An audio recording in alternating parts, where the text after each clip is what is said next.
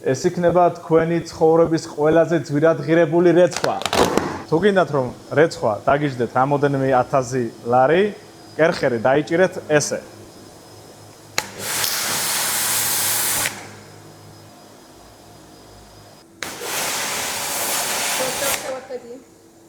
არ დაგავიწყდეთ ავტომობილის გარეცხვა ფერის დაფარვისთანავე 7-10 დღის დალოდების გარეშე.